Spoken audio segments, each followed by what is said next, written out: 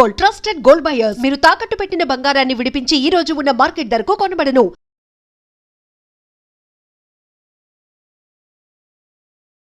మీ సినిమాలు చూసుకుంటే సార్ మహేష్ బాబు గారితో అసోసియేషన్ అక్కడి నుంచి వరుసగా 3 సినిమాలు. ఒక్కడి గురించి నేను ఎక్కువ అడగను సార్, ఎందుకంటే రీసెంట్గానే మీరు ఒక్కడు సందర్భాలన్నీ షేర్ చేసుకుంటూ ఒక ఇంటర్వ్యూ చేశారు.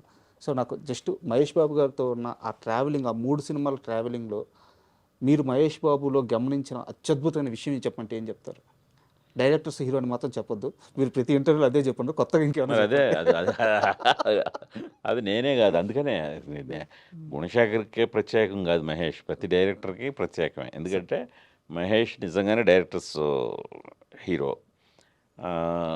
నెక్స్ట్ అదే తను కూడా కొద్దిగా చాలా వెరీ టేస్ట్ఫుల్ వ్యక్తి. సార్ ఇప్పుడు నేను ఒక్కడు అలా తీయగలిగానంటే 50% క్రెడిట్ తనకిస్తాను, మిగతా 50% నాకు ప్రొడ్యూసర్కి. సార్ సో చాలా కొత్త థాట్స్ తీయడానికి ఆయన కారణమయ్యాడు. ఆయన ఓకే కాదు, ఆయన డౌట్ ఏమాత్రం వ్యక్తపరిచినా అవి అలా ఉండేవి కాదు. సో అందుకని మహేష్ అనబడేవాడు డైరెక్టర్స్ ఆర్టిస్ట్. అండ్ నేను ఒకటి గమనించింది సార్, మహేష్ బాబు గారు ఎప్పుడు తన కెరీర్ గురించి కాస్త ఎమోషనల్గా బలంగా కానీ ఎమోషనల్గా కానీ చెప్పుకోవాల్సి వస్తే ఆయన ముందుగా ప్రస్తావించేది ఒక్కడు సార్. ఒక్కడు లేకపోతే నా కెరీరు అంటే ఈ స్థాయిలో లేదు, ప్రతి స్టేజ్ మీద ప్రతి సందర్భంలో చెప్పుకుంటూ వస్తున్నారు. సో అట్లా అవి విన్నప్పుడు మీకు ఎలా అనిపిస్తుంది? అంటే ప్రత్యేకంగా దానికి నేనేదో క్రెడిట్ తీసుకోవాలని అయితే అనిపించదు, కానీ ఒక్కడు అనేది నిజంగా తను ఆ రోజు నన్ను నమ్మబట్టి వచ్చింది. అంటే అంతకుముందే మృగరాజ్ అనే పెద్ద ఫ్లాప్లో ఉన్నాను, ప్రొడ్యూసర్ కూడా దేవిపుత్రుడు అనే ఫ్లాప్లో ఉన్నాడు. సో అతను కథను నమ్మిన విధానానికి ఆయన మా ఫెయిల్యూర్స్ని చూడలేదు, అసలు లెక్కేయలేదు.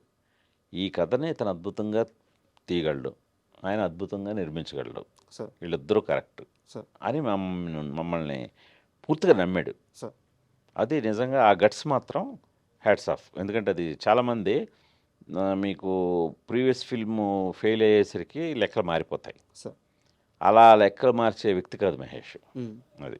And Arjun cinema sir, Arjun cinema మీద నాకు ఒకటే ఒక క్వశ్చన్, హీరో పేరు చెప్పకుండా లాస్ట్ ఇంతకీ మీకు నా పేరు చెప్పలేదు కదా, నా పేరు అర్జున్ అని చెప్పి సినిమా అయిపోద్ది సార్, అప్పుడు చెప్తాడు లాస్ట్ డైలాగ్ అదే. ఎందుకు అలాంటి ఒక స్క్రీన్ ప్లే రాసుకున్నారు? అంటే నాకు హీరో క్యారెక్టర్ మీద టైటిల్ పెట్టాం అర్జున్ అని. సో ఆ అర్జున్ ఎలాంటోడో ఆడియన్స్కి చెప్పిన తర్వాత అతను పరిచయం చేసుకుంటే బాగుంటుంది అనిపించింది నాకు. అందుకని మీ సినిమాలో అర్జున్ అనబడేవాడు ఎలా అంటాడు, ఏంటి అతని బాండేజ్ ఎలా ఉంటుంది ఫ్యామిలీతో, కానీ అతని ప్రవర్తన ఎలా ఉంటుంది, అతను ఏమి సాధించాడు, ఇవన్నీ అతని గురించి మొత్తం చెప్పాక ఇంతకీ నా పేరు చెప్పనే లేదు కదా, అర్జున్ నా పేరు అంటారు. అదొక శైలి. అప్పుడు అదే చాలా చిన్న వయసు, చాలా కొత్తగా అనిపించింది. అదే. అండ్ నాకు మీరు తీసిన సినిమాలో నేను చూడంగానే ఫస్ట్ టైం గట్టిగా అపోజ్ చేసుకున్న పాయింట్ సైనికుడు సార్. అంటే మహేష్ బాబు గారు లాంటి ఒక స్టార్ హీరోకి ఈయన హీరోయిన్ని పెట్టలేదు, విలన్కి హీరోయిన్ని పెట్టారు. గుణశేఖర్ గారు ఇంత మంచి కథలు చెప్తారు కదా, ఈయనకి ఎందుకు ఈ పాయింట్ రాలేదని చిన్న వయసులో అనిపించింది సార్. ఈరోజు మీ ముందు ఓపెన్గా చెప్తున్నాను, ఎందుకు అట్లాంటి ఒక డైరింగ్ డిసిషన్ తీసుకున్నారు? అంటే అదే కొత్తదనం అనుకున్నాం అప్పుడు ఆ రోజున. అసలు ఆ అమ్మాయి దృష్టిలో ప్రకాష్ అదే ఇర్ఫాన్ ఖాన్ హీరో, మహేష్ బాబు విలను అమ్మాయి దృష్టిలో. అది కొత్తగా ఫీల్ అయ్యాం ఆ రోజు, కొత్తగా ఫీల్ అయ్యి అది చెప్పడం జరిగింది అంతే. బట్ మహేష్ గారు చెప్పగానే ఒప్పుకున్నారా? చాలా ఎక్సైట్ అయ్యాడు మహేష్. ఎప్పుడు కొత్త ఐడియాలు చెప్పినా చాలా ఎక్సైట్ అవుతాడు. అవి ఒక్కోసారి వర్కౌట్ అవుతావు, ఒక్కోసారి అవ్వ, అంతేగాని బాగా ఎక్సైట్ అయ్యే చేసాం అది. నాకు అంటే ఇది క్వశ్చన్ కాదు సార్, నా ఎక్స్పీరియన్స్. సైనికుడు సినిమాలో క్లైమాక్స్లో అంటే సైనికుడు అనగానే అందరూ ఆ బ్రిడ్జ్ షాటు చాలా అద్భుతమైన షాట్స్ ఉన్నాయి, అన్నీ చెప్తారు. బట్ నాకు ఇష్టమయ్యి సినిమా పరంగా ఇష్టమే సార్. ఇందాక చెప్పిన కమర్షియల్ పాయింట్ పరంగా వ్యతిరేకిస్తాను కానీ, బట్ క్లైమాక్స్లో టీవీలో కనిపిస్తూ మహేష్ బాబు గారు కొన్ని డైలాగులు చెప్తారు. ఇన్నిసార్లు ముఖ్యమంత్రిగా చేసుకున్న సొంత ఇల్లు కట్టుకోలేని వ్యక్తిగా గురజాల నన్ను అందగా కావాలని చెప్పేసి ఒక సీక్వెన్స్ ఉంటుంది సార్, వింటుంటే గూస్ బంప్స్ వస్తుంటాయి. అదంతా పరుచూరి గోపాలకృష్ణ గారు సార్, వెంకటేశ్వర గారు, గోపాలకృష్ణ గారు రాశారు సార్. అది మొత్తం స్పీచ్, ఆ సినిమాకి డైలాగ్స్ వాళ్ళే. అంటే సినిమాకి డైలాగ్స్ రాయడం ఒక ఎత్తు, ఆ పర్టికులర్ సీను పరుచూరి గోపాలకృష్ణ గారు చాలా అద్భుతంగా రాశారు. ఇవన్నీ కూడా అసలు అలా చెప్తుంటే ఆ రోజు షూటింగ్లోనే మహేష్ కూడా ఆశ్చర్యపోతారు. ఆ, మన్నాడు షూటింగు జనరల్గా చాలా ఎక్కువ డైలాగులు ఉన్నాయి కదా అని నేను బాబు ఒకసారి డైలాగ్ పేపర్ చూస్తారు, జనరల్గా చూడతాను. సెట్కి వచ్చిన తర్వాత చూసి, ఎందుకంటే ఎప్పుడు ఫుల్ ఆల్రెడీ బాగా డైరెక్టర్లు అతనికి ఎక్కించేసి ఉంటారు క్యారెక్టర్. సో అలాగే మెమరీ పవర్ కృష్ణ గారి లాగే తనకి ఒకసారి సీన్ పేపర్ చూసుకున్నాడంటే వచ్చేస్తుంది. కానీ నేనే ఈ చాలా ఆయన దాదాపు 4-5 పేజీలు ఉంటుంది అది డైలాగు. సో అవి చాలా బాగున్నాయి వేరే. గోపాలకృష్ణ గారు అద్భుతంగా రాశారు. సో దాంతో నాకు ఎందుకని మంచిదని నెక్స్ట్ డే షూటింగ్కి రాత్రి ఫోన్ చేసి బాబు ఇలా కొంచెం ఎక్కువ డైలాగులు ఉన్నాయి, ఒకసారి సీన్ పేపర్ పంపించిన అన్న అని అంటే మరీ ఎక్కువ ఉన్నాయా అన్నాడు. అవును బాబు మరీ ఎక్కువ ఉన్నాయి, కానీ ఇంట్రెస్టింగ్ ఉన్నాయి, మీరు ఒకసారి చదవండి, మీకు ఎంతవరకు ఇంట్రెస్టింగ్ ఉందో చూద్దాం అని అంటే సార్ పంపించాను. మొన్నాడు మార్నింగ్ షూటింగ్ వచ్చాడు. వచ్చి బాబు ఏమైనా తగ్గిద్దామంటే వద్దు అస్సలు తగ్గించొద్దు, రెడీ అన్నాడు. రెడీ అని ఆ 4 పేజీల డైలాగు సింగిల్ టేక్లో నేను 2 కెమెరాలు పెట్టాను. ఆ 2 కెమెరాలు ఒకే టేక్లో ఒక్క ఇది కూడా లేకుండా చెప్పేశాడండి. అసలు 4 పేజీలు అది మీరు చూస్తే ఆ సీన్ చూడండి మళ్ళీ ఒకసారి. సింగిల్ టేక్లో కెమెరాలు 2 పెట్టాను. అసలు ఆ రోజు వాళ్ళందరికీ గూస్ బంప్స్ వచ్చాయి, సెట్లో ఉన్న వాళ్ళందరికీ బట్ అంటే టెక్నికల్గా నాలెడ్జ్ లేకపోవడం వల్ల నేను గమనించలేకపోయానేమో సార్ సింగిల్ టేక్ అని. సింగిల్ షాట్ కాదు, షాట్లు కట్ అవుతాయి. 2 కెమెరాలు పెట్టాను, సింగిల్ టేక్, అది సింగిల్ షాట్ కాదు, ఒకే టేక్లో చేశాడు ఆయన.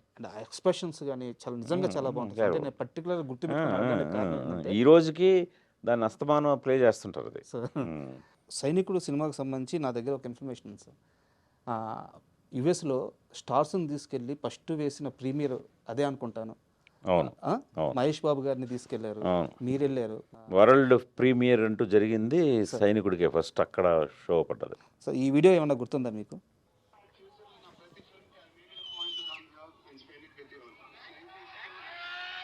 అక్కడ యూఎస్లో ఆ ప్రీమియర్స్. ఇక్కడ వెనకాల ఒక అతను ఉన్నారు కదా సార్, మీ కరెక్ట్గా మీ వెనకాల సన్నగా, ఎవరది? మా చైర్మన్ గారు సార్. అవునా? వాసు గారు. కరెక్ట్, ఎందుకంటే వాళ్ళే అరేంజ్ చేశారు. ఐ డ్రీమ్ వాసు గారే కంప్లీట్. ఆ ఒక్క దాంట్లో మీరు చిన్న దాంట్లో చూపించాడు ఆయన. వాసు గారు కంప్లీట్ మాతో పాటు ఉన్నారు. అంటే యాక్చువల్గా మీతో ఇంటర్వ్యూ అనగానే ఆయన ఒక మాట అన్నారు, సినిమాని ప్రేమిస్తాడు రాజా ఆయన, అట్లాంటి మనిషిని నేను మళ్ళీ చూడలేదు నా లైఫ్లో. పిచ్చి సినిమా అంటే వేరే వ్యాపకం ఉండదు, వేరే వ్యాపారం ఉండదు, వేరే పని చేసుకోవాలని ధ్యాస ఉండదు. పిచ్చి సినిమా అంటే ఆ రోజు ఈ ఒక్క సిటీనే కాదు చాలా సిటీలు తిరిగారంట. సో ఆయనకి ఏమైనా ఇన్సిడెంట్ గుర్తుంటుందేమో ఉండదు, మొత్తం ఆయనే కదా కంప్లీట్ ఈ అరేంజ్మెంట్స్ అన్నీ చేసింది. మహేష్ని, నన్ను, దత్తు గారు, మేమందరం వెళ్ళిన కూడా ఉన్నారు. ఆయన మొత్తం ఆయనే కీ రోల్. ఆయన ఎలా మర్చిపోతాను ఇప్పుడు, అంటే అంత చిన్న దీంట్లో ఆయన నేను గుర్తుపట్టలేదు ఆ చిన్న వీడియోలో, బట్ మొత్తం ఆయనే లీడ్ చేసి. అండ్ ఇంకో ఇన్సిడెంట్ కూడా షేర్ చేసుకున్నాం సార్. మా దగ్గర టిఎన్ఆర్ గారు అని ఒక యాంకరింగ్ లో ఒక లెజెండరీ స్థాయికి వెళ్ళారు. ఆయనకి చాలా ఎర్లీ స్టేజ్లో ఇంటర్వ్యూలు ఇచ్చిన వారిలో మీరు ఒకరు. సార్ చెప్పారు, గుణశేఖర్ గారికి అప్పుడు నాకున్న పరిచయం మేర ఫోన్ చేశాను, ఒక్క మాట అంటే అప్పుడు టిఎన్ఆర్ గారు ఎవరో ఎవరికి తెలియదు, బట్ మీరు వచ్చి ఆ రోజు. వాసు గారు నాకు బాగా టచ్లో ఉండేవారు. నాకు ఆయన ఐ డ్రీమ్తో ఆయన ఎదుగుదల కూడా చూశాను నేను. ఆయన కూడా ఒక మంచి టేస్ట్ ఉన్న వ్యక్తి. ఆయన చాలా అడ్వాన్స్డ్గా ఆయన ఆలోచనలు ఉంటాయనడానికి ఐ డ్రీమ్ ఎగ్జాంపుల్. ఎందుకంటే ఆ రోజుల్లోనే ఆయన ఈ రోజుల్ని ఊహించగలిగారు. అప్పట్లో ఒక YouTube channel, website, I dream ఇవన్నీ అంటుంటాయి, అందరికీ పెద్ద అర్థమయ్యేది కాదు. బట్ ఆయన నిజమైన విజనరీ. ఈ రోజున మరి ఐ డ్రీమ్ ఆ రోజున ఆయన నెలకొల్పబట్టి ఈ రోజున మరి ఎంతమందికి అది ఉపాధిగా ఉంది, ఎలా షైనింగ్లో రైజింగ్లో మామూలు లేదు కదా. మీకు ఐ డ్రీమ్ అనగానే ఒక అద్భుతమైన ఒక బ్రాండ్ అయిపోయింది, ఒక మంచి ఇంప్రెషన్ కూడా ఉంది. ఊరికనే ఏదో ఒక ఇది చెప్తారు అనేది కాకుండా దాని వెనకాతల ఆయన కృషిని నేను స్వయంగా చూసినోడిని. Thank you. మీరంటే ఇప్పుడు ఈ మధ్య జాయిన్ అయి ఉంటారు. అంతే సార్. నేను ఆయన ఎదుగుదలని చూస్తూ చాలా ఇన్స్పైర్ అవుతుంటాను కూడా. ఆయన ఎదుగుదలను చూసి నాకు కూడా చాలా ఇష్టం. Thank you sir. అది. అండ్ సార్ ఇది నిజంగా నేను విన్నది నిజమో కాదో తెలియదు, దాన్ని బట్టి మీరే కన్ఫర్మేషన్ ఇవ్వాలి. ఒక్కడో తర్వాతో అర్జున్ తర్వాతో తెలియదు కానీ జూనియర్ ఎన్టీఆర్ గారితో మీరు ఒక సినిమా చేయాలి, కథా చర్చలు నడిచినాయి, ఆల్మోస్ట్ ఫైనలైజెస్లో వర్కౌట్ అవ్వలేదు అని తెలిసింది. ఏ సినిమా సార్ అది, ఎందుకు అయిపోయింది?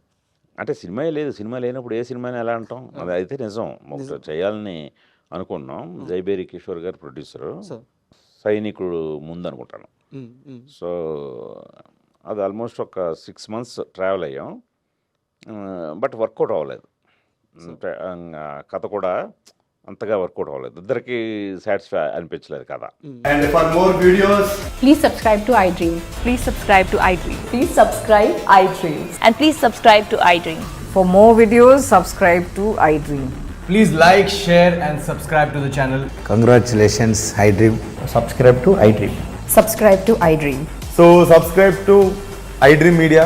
iDream ki iDream team andarki huge congratulations. Please subscribe iDream Media. Please subscribe to iDream. Subscribe iDream. Please subscribe to iDream.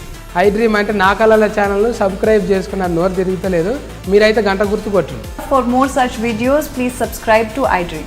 Subscribe to iDream. Please subscribe to iDream. Please subscribe iDream Media. Please do subscribe to iDream. Please subscribe to iDream Media. For best entertainment and information, please subscribe iDream. And don't forget to subscribe to iDream.